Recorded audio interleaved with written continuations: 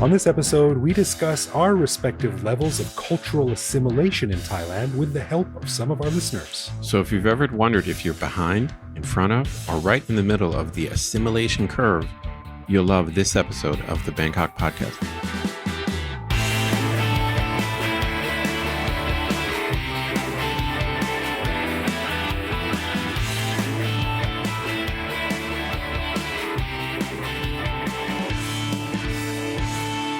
Sawadee krap, and welcome to the Bangkok podcast. My name is Greg Jorgensen, a Canadian who came to Thailand in 2001 in an effort to crossbreed fruit and end up with one giant super fruit called the Drango Rambu Jacko Meladurianstein, but ended up using all of my test stock in a smoothie.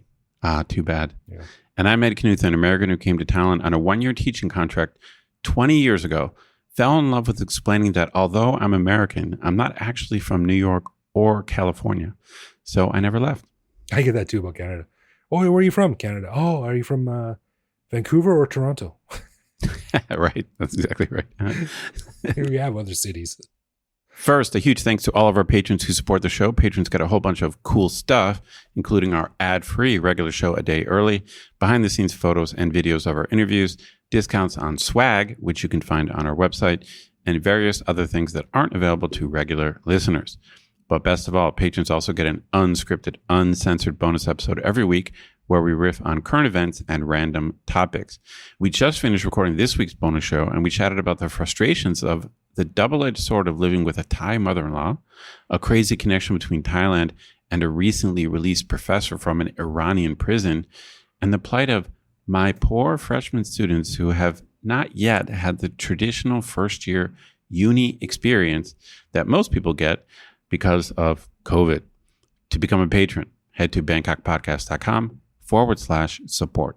Those poor kids. I mean, that's like a rite of passage, right? Your first year of university. That's exactly right. Yeah. Well, maybe assuming we're back face to face in January, maybe they'll just have to do it then. They'll have to let Teacher Ed teach them about parties. That's right. You got to fight for your right to party. That's what I heard. That's what I heard. I heard someone, they wrote a poem about it, said it to music. That's what I learned when I grew up. That's right. All right, guys. Well, before we jump into it, we need your help. That's right, listener. This is going out to you. Now, it's been over a year, maybe even 2 years. I can't remember. And to be honest, I was too lazy to check. But it's been a long time since we did a Q&A show. So let's jump on that train and get it done before the end of the year and see where we end up. So if you have a question for Ed or I about anything to do with Bangkok, or need some advice, or want to learn about the podcast, or most anything at all, really. Or Greg's grooming habits, something like that. Sure, if you want to know about my grooming habits, I got to be honest with you, has no hair. It ain't that long of a story. So, yeah, sure. I mean, I'm not guaranteeing we're going to answer every question, but that's right. Yeah. But if you have a question, send it over to bangkokpodcast@gmail.com, or send us a voicemail on the Line app, or a message online, or a message on Facebook, or whatever. And we'll hopefully get to those on one of our upcoming shows. Sure. All right. Well, on this episode, the main episode, we get into a topic that just sort of appeared out of thin air the other night. Now, listeners, I'm not sure if you know this, but putting together a weekly show is kind of a hell of a lot of work. And from time to time, we get podcasters block. So we were trying to think of a show topic, and we couldn't really settle on one. But we sort of took a tangent and started chatting about our respective levels of assimilation into Thai culture and what rating we'd give ourselves. We thought there was something there, so we jumped on the intertubes and we posed the following question to our Facebook friends. Let us ask you a question. On a scale of 1 to 10, to what degree have you assimilated into Thai culture? It's a hard question to answer, but think of this. How often do you socialize with only Thais? How often do you speak only Thai with other Thai people? How often do you watch Thai movies or listen to Thai music? Can you speak, read, or write fluently? Can you easily navigate the nuances of Thai cultural quirks or traditions, etc.? Greg and Ed are probably between 4 to 6. We know a lot about Thailand, but rarely socialize with only Thai friends. Our Thai language isn't awesome. We love Thailand. We know a lot about it, but we live in sort of an expat bubble.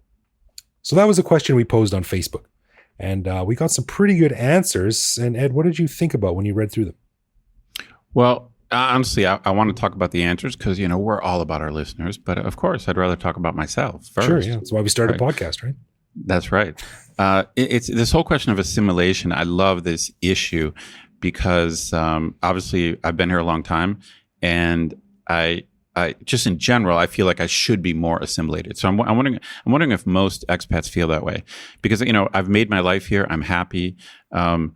But I still, as you know, you and I are both feel bad about our Thai language skills, which are like maybe like a 2 out of 10.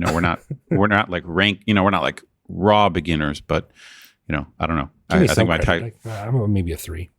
You think you're a 3? Okay, whatever. I mean, around 2 or 3, but after 20 years, we should be 7s or 8s. Damn it! I keep saying to people, after 20 years, I should be reading like my own poetry on stage. That's right. That's right. That's exactly right. Like That's a right. Somchai in the Park Festival. We should be writing novels in Thai. That's what we should be doing. Exactly. So I do feel like I kind of should be more assimilated, but then it's weird when I think about it. So I'm curious what you think about this. I don't want to go too. This is kind of like a casual topic. I don't want to go too deep on this, but I feel in a way that Thai people don't really want us to be 100% assimilated. It's like even, we've talked before about this idea of Thai identity and how even if you and I became Thai citizens by law, we wouldn't really be Thai. It's not like Thai people would be like, oh, you're a Thai, you're 100% Thai. They wouldn't be like that. No, that's what we say, right? Like even if we had full citizenship and spoke fluently, like we pulled a Bill Heineke, we would like Bill Heineke is not Thai. He's that successful that Farang businessman who can speak Thai really well. Right. So I wonder if in a way we're not meant to assimilate. We have to accept that. Like as Thai people love to point out, like this is not America. This is not Canada. Right. And I think immigrants in the U.S. There's a high possible level of assimilation where you might just be accepted as an American. Like if not as first generation, at least at second generation. If you're born in the U.S., most Americans will just not doubt that you're American by definition, and you'll be truly accepted. It's not just a legal thing. Right. I think in most cases, it's not just a legal thing. But it's funny. I wonder in Thailand where they, like I don't think they really want us to be like super assimilated. Does that make sense? It's kind of interesting, I guess. Like it's an interesting theory, and maybe not. Maybe there's just no getting around the way we look. Maybe. In our countries, in America and Canada, like you can be a Canadian or an American no matter what you look like. Right, exactly. That's not really how that concept is filtered here. So, right. Maybe there is something like there's like a very slight psychological trick to keeping us in our place. Yeah, I'm not sure. But the other thing is, when you try to come up with a number, it's hard to put a number on anything. But to me, a big breakthrough, which I've never achieved, is just going out one night with all Thai people and speaking only Thai or mostly Thai. Like I've never experienced that in 20 years. No. I've had interactions with Thai people all in Thai, but it's usually in a predefined setting, like a taxi, a restaurant, a bank. So I do have conversations in Thai. But I'm embarrassed to say this, but it's true. It's just true that after 20 years, I've never once made plans, gone out. Everyone there was Thai, and we spoke only Thai. Not a single time. No, in 20 years. Me neither. Although I will say, in my defense, today I had to call a Mac service. I had to get the battery replaced on the MacBook Pro, and I did the entire call in Thai. So. No, that's awesome. No, that's something. No. I'm not trying to take away from that.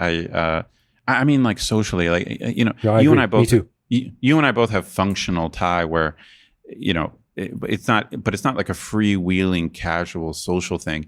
And almost always, the Thai people we're hanging out with, their English is better than our Thai. So it's much easier for them to switch to English to talk to the monkey, than for us. than for us to like actually speak their language, even though we've been here for 20 years. Right. Well, this is interesting because like I said, you and I can rate ourselves roughly, 4, 5, or 6, maybe 6. Yeah, I think you're right. I'm going to go 5. I think I'm right in the middle. Yeah. I'm far different from a foreigner who just got off the airplane. Yes, we got to give for sure. We're far different from those people. I'm going to give myself a 6 on a good day because I've been taking Thai lessons twice a week for the past year. My reading is getting quite good. I have to say myself. My spelling sucks, but reading and speaking is getting better. I know Bangkok really well because I do so much bike riding. Heck yeah, dude! You're an expert on Bangkok, not just in general, but like streetwise, map-wise, you're damn good. Yeah, and I'm pretty good with the Thai culture and stuff like that, and nothing really phases me anymore. But it's a very subjective rating. And for instance, like one of the respondents to our little Facebook survey, our buddy Marco, he said, hard to rate overall. Some items are a 10, like religion, Thai events, local groups with a mix of expat and Thai food, shopping, etc., which is fair enough. Some are 5, like Thai music. Some a 2, like speaking Thai, and some are a 1, like reading and writing. So you average all those together and he's a 6. So it really depends on what you're talking about specifically, True that. I think you could definitely try to break it down. He sounds kind of roughly on our level though. Yeah, I think so. And I think a lot of things like getting, going out for the day and learning taxi Thai and ordering your favorite dishes in a thing and going to a temple, like it's all pretty standard stuff. Right.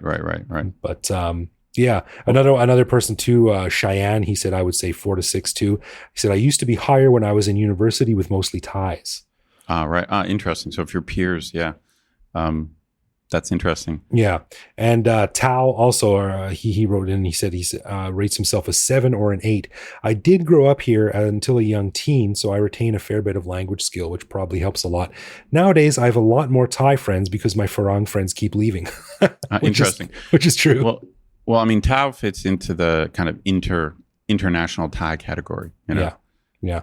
And Tao, it's hard also as a Farang too, because when you first come here, like, I mean, Bangkok's a crazy city, man. It's overwhelming, it's weird, it's dangerous, it's sort of on the edge, it's chaotic, and you need an anchor. And more often than not, that anchor is another fellow Farang.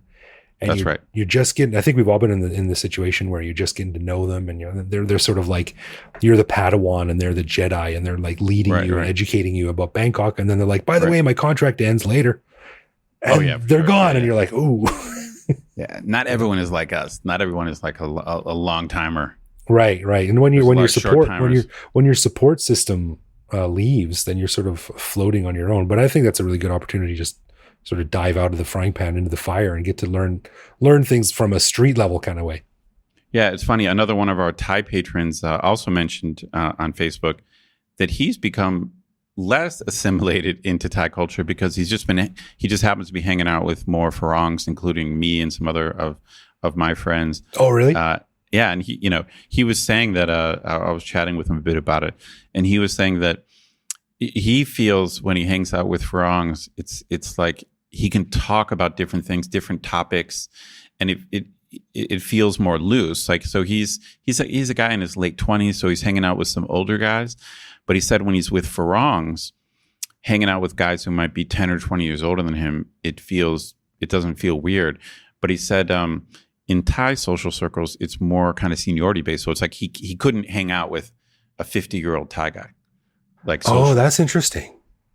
So at least right now in his personal life, he's really enjoying hanging out with Farangs just because he can sit and party and goof around with like older people, and it's a little bit looser rules on who you can hang out with. Yeah, that brings up another sort of interesting shadow of this is that as foreigners in Thailand, this sounds like I'm bragging and might sound a little bit arrogant, but it's not. But we are afforded the opportunity to mix with social groups and social strata. Well, I think that's probably true. Yeah. That we never would be able to back home. But right, it's also vice versa. It's also we maybe get to meet people that maybe Thai people can't meet just because we stumble into the situation and we're treated as the foreigner, right, with respect. Right. So, we might even have a bit more of an opportunity to quote, assimilate into Thai culture than a Thai person would. I mean, how did you define Thai culture? I mean, maybe some people wouldn't think of these HISO parties as real Thai culture. That's right. We could probably walk into some social situations that an average Thai person would feel weird about, and they would never walk in there. Right. Comes down to a mix of ignorance and confidence. Right. Well, I mean, if there were some like HISO Thais there, they might be like, okay, I can't hang with them. But we're like, yeah, whatever. We can, we're just oblivious to all these like status hierarchies. We're just oblivious to the status thing. So we're just like, hello, hey, I'm from Ohio. Right. Like you can't talk to that guy. He's a poochai. First of all, I don't know what that means. And second of all, his fly is undone. So I mean, we're all on the same level here, right? Right. I still, even though, okay, I want to be clear. Even though I made my point of, I'm not sure how much Thais want me to be assimilated, like that notwithstanding, I still think I suck. Like I just should be like, the problem is that I like my life hanging out with so I don't hang out only with expats. I mean, but in my expat crew, there are Thai people, so sure. Yeah. So you and I are very similar. So when we go to a party, it's not 100% Farang, but I mean, it's probably 80%. That's how I think. I mean, I just roughly think about it as an 80-20 thing. I just feel like my social life is 80% expats. Right. My social life. I mean, obviously at work, I'm working with Thais and stuff like that. But I mean, just on my time, on my free time. Yeah. Now, when I go out with my wife and some of her friends, sometimes most of her friends speak pretty good English, and we can easily get along. But part of it is just that to be honest, I'm embarrassed. I'm shy because I could try to probably skip along with Thai and catch up and ask some questions and stuff like that. But to use a non-politically correct phrase that one of our friends to use, which I think is hilarious, I would feel like they would be treating me like the retarded son of a nobleman. Like, right. Aw. Right, like the monkey. That's what I said. My joke about the monkey. Right. Yeah. Okay. It's like, yeah. No, I've had this experience where, I try to use my Thai, and my Thai is such basic that they become kind of like, they start to baby you, or they're almost like patronized, like, oh, that's so good, right? And you just said something super basic, and they're like, oh, that's so good, and I'm not blaming like them. Me like rice as you dig into the rice with a spoon. They're like, yes, oh. Congratulations. Yeah, so it just makes it kind of awkward because it just makes that's not how socializing is supposed to be. It's not supposed to be like a classroom. It should be like free and easy. Yeah. But when your skill level is so bad, it's just not free and easy, and you get self-conscious, and you're trying stuff out, and you're thinking too much about what you're saying. And also, it would only be a matter of time until they said, we speak English quite well. It's fine. You're not trying to impress us here. Yeah, we're getting a little tired. So let me ask you this then. Outside of learning Thai, what would it take for you to jump up a couple of spots on this scale of assimilation? Oh, no, it's a great question, but I mean, it's a cliche, but I think language is probably the key barrier. But probably the other thing, I think in my case, is I would have to break out of some of my social boxes, because it's funny, as I've gotten older here, I have found my niche. Like I've got 2 or 3 niches the way I think about it, and I'm totally satisfied. Whether it's like going to the blues bar, going to the film club, hitting these veggie or vegan restaurants. It's like, it's like I've just got my route, my routine, my subculture, and there's just enough people. And so I think other than the language, it's like I would just have to decide, all right, I'm going to have to go to this cocktail party that I don't really want to go to. Or I'm going to have to go to this meetup, of like, promising young Thai entrepreneurs. Like I really would have to bust out of my comfort social zone if I wanted to actually hang out with Thai people. Yeah. That would be the next level. I agree. And I think we do what most immigrants do, whether it's Thai people in another country or, German people living in Uruguay or wherever. You find other people who are on your level culturally or socially or whatever, and you sort of hang out with them because it's just easier. And so we live in a Farang bubble, and it's very comfortable. But, for me, I think I would need to start watching consuming more Thai media, watching the shows boing and stuff like that. Listening to Thai music, reading the Thai newspapers, getting more caught up on Thai politics. I think you made a very valid point there, because I think we forget the role that pop culture plays in everyday conversation. Right. So this reminds me, you just triggered a memory. It was one of my students who I think has excellent English, but she's never left Thailand. Excellent English. Okay. But one of her friends studied abroad in the US. Okay. And so I was talking to my student who had never left, and she was saying, it's so unfair because she knows all the TV shows, she knows all the stars. It's like, it's so in a way, like her pop culture knowledge was worth more than the language skill. Like, you know, it's like, because my student who never left Thailand, her English was better, but she couldn't follow conversations because she just wasn't clued into like. That's really interesting. That's huge. American culture. And I'll tell you this, I'm not clued into like Thai pop culture. I don't know who the pop stars are. I don't know who what the TV shows are, the names of the soap operas. Right. I don't know any of that. Right. I don't know any of that stuff. Yeah, and I think we've mentioned it before on the show, but like if, you know, I'm chatting to you and I call you a Gilligan, or, you know, I mentioned some. Oh yeah, right, exactly. You know, or I mentioned something about, you know, Ed, he's like the master of his domain. You know, like those are very clear landmarks in the American pop culture. That's deep. But I mean, like, yeah, for a foreigner to know that that's a Seinfeld reference, that would be huge. Right, but we don't even think about that. That's just second nature. That's right. That's right. So understanding Thai pop culture would be a huge one. I think it's like a gateway understanding to a broader world. I mean, I know a few actors, you know, and maybe a couple pop stars, but yeah, I'd really have to up my game. Yeah, so I think language is the most obvious. Second would be. Sorry, let me just also say that master of my domain thing, that's probably a pop culture reference from like 35 years ago. So we might not be the hippest people to be talking about. Yeah, we're not claiming to be hip. Right. If someone makes a joke about Drake or who's cool now, I don't even know. But yeah.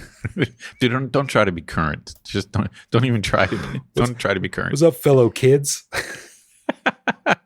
That's a great reference. If you're explaining, you're losing. So don't explain that. Anyway, my point was, you know, I think language, obviously. Second for me is I would have to just start doing stuff that I think I don't want to do. Like, I've never been much of a connector in terms of like, you know, socializing and networking. I think I would have to do that for sure. But I think your point is totally valid. I would have to start watching Thai movies. Yeah, right. And listen to Thai bands and just up my game in Thai pop culture. Right. And just to close it up here, another person from Facebook, Rubby, she said that she rates herself a 5 after 15 years. So, about right. Fair enough. About right. KJ said maybe a 3. Not sure how long. Do you know how long? Oh, you don't know how long he's been here. No. And then this interesting Gary, who's a friend of mine who runs the roamingcook.com, which is like a sort of a website where he tries all this food around town. Really, really cool guy. And he's got this neat blog where he makes all these videos and writes stories about Thai food, but he said he would rate himself a 7. Damn. But that's pretty good because he goes out and he like sort of forces himself, he injects himself into these situations where he needs I think to you understand. Right.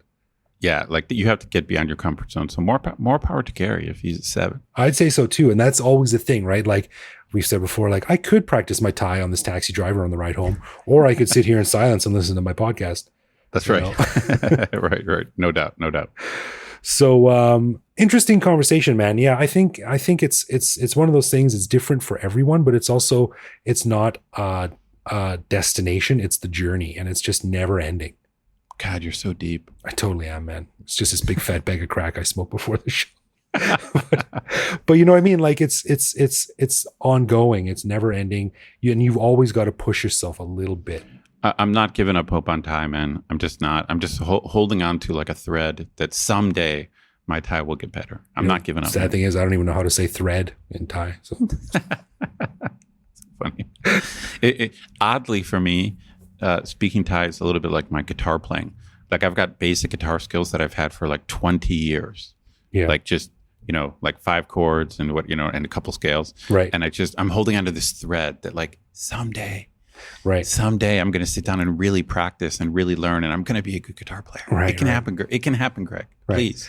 Yeah, you know, you learn what you do. Like I can say, please, I would like some extra noodles and 2 more eggs in this bowl of ramen, but I can't say like, I stubbed my toe on the corner of the table. You know.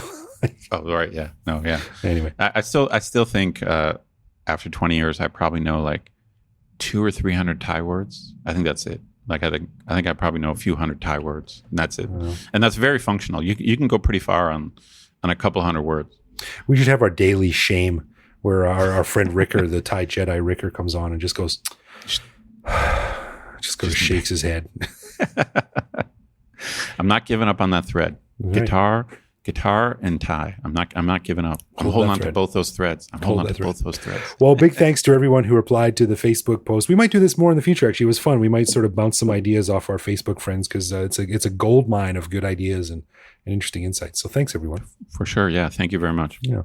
All right. Well, let's get into some love, loathe, or live with, where one of us picks a particular aspect of life in Bangkok, which we then discuss and decide if it's something that we love about living here, loathe about living here, or have come to accept as just something that we have to learn to live with, no matter how we feel about it. And this week, Ed, it is up to you.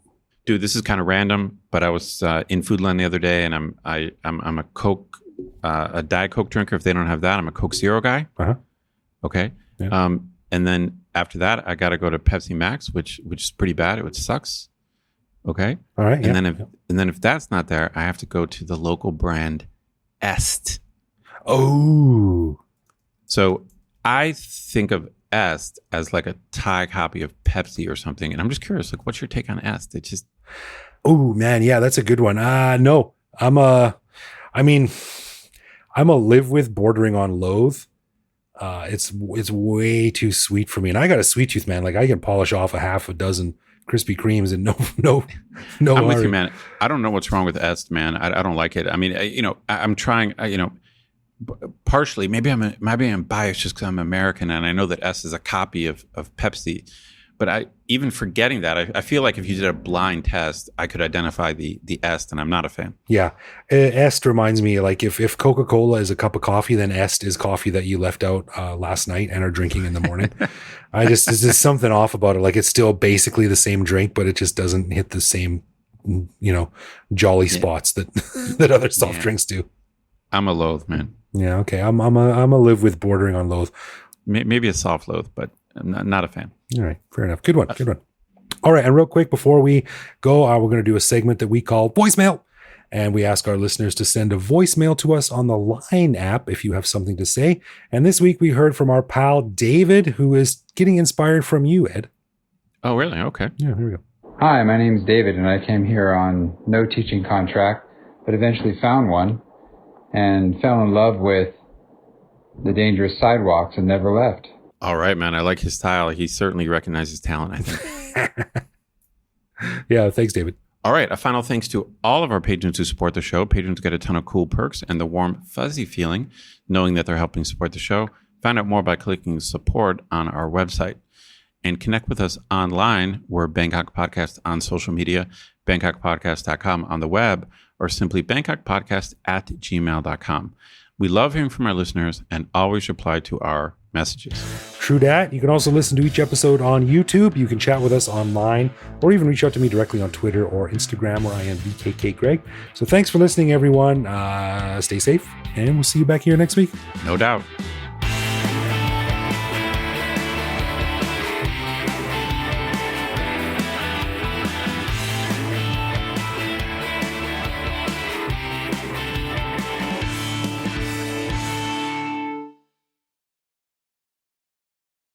I did it again. What? What does that mean? I finished my drink before we even started recording. You never learn. I've been making the same mistake since I was buying popcorn before Jurassic Park.